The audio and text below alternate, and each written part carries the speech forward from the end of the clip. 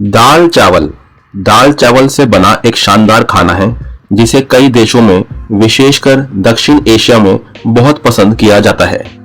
दाल चावल दिन में किसी भी समय खाया जा सकता है, लेकिन कई दक्षिण एशियाई घरों में दाल चावल दिन के मुख्य भोजन के लिए एक मुख्य व्यंजन है जो आमतौर पर दोपहर का भोजन या रात का खाना होता है। इसे भारत, पाकिस्तान, बांग्लादेश, नेपाल और श्रीलंका जैसे देशों में मुख्य भोजन माना जाता है। इन प्रत्येक क्षेत्र में दाल चावल तैयार करने के अलग अलग बदलाव और विशेष तरीके हैं, फिर भी ये भोजन व्यापक रूप से खाए जाने वाले व्यंजन के रूप में एक महत्वपूर्ण स्थान रखता है।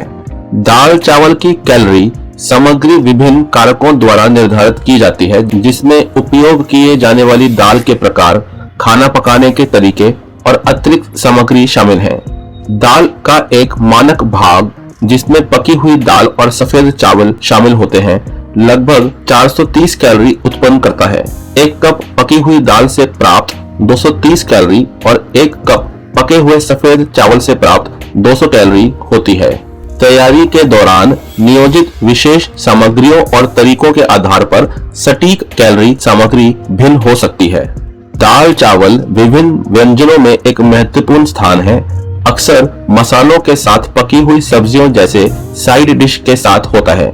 जड़ी बूटियों, फलों या सब्जियों से बने पापड़, रायता और चटनी जैसे साइड डिश भोजन में ताजगी भर देते हैं। मगर कभी कभी किसी को ये दाल चावल खाने से सूजन और गैस हो जाती है। दाल चावल में मौजूद उच्च फाइबर सामग्री भी शामिल होते हैं।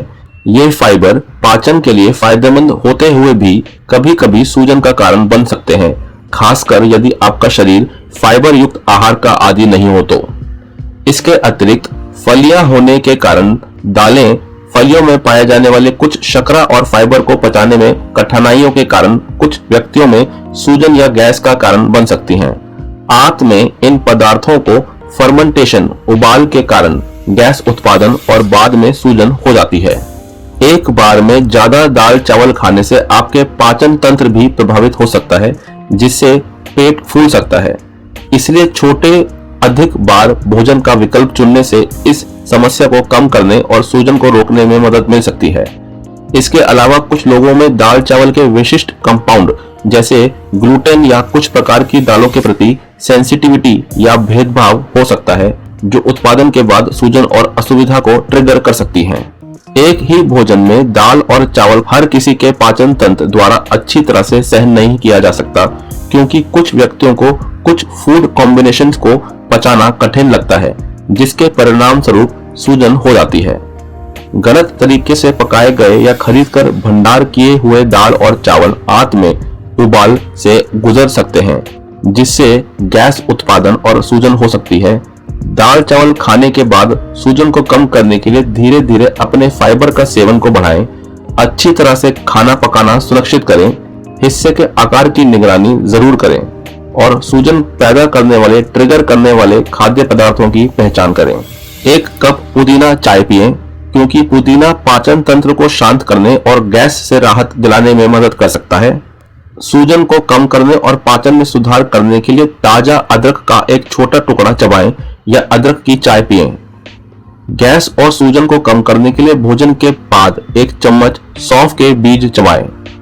पाचन स्वास्थ्य को बढ़ावा देने और असुविधा को कम करने के लिए अपने शरीर की बात सुनना और आवश्यकता अनुसार अपने आहार और जीवन शैली में समायोजन यानी बदलाव करना आवश्यक है। दाल चावल खाने के बाद क्या आपको कभी सूजन का एहसास हुआ है? आपने इसका क्या इलाज निकाला है? प्लीज कमेंट करके जरूर से बताइएगा। शायद आपके इस इलाज से किसी को फायदा हो जाए। अभी के लिए बस इतना ही। मेरे इस वेलनेस का ज्ञान यूट्यूब चैनल में मैंने और भी कई हेल्थ से रिलेटेड वीडियोस को बनाया हुआ है। उन वीडियोस को भी आप जरूर से देखिएगा। वीडियो को पूरा देखने के लिए बहुत बहुत धन्यवाद। जय हिंद, जय भारत।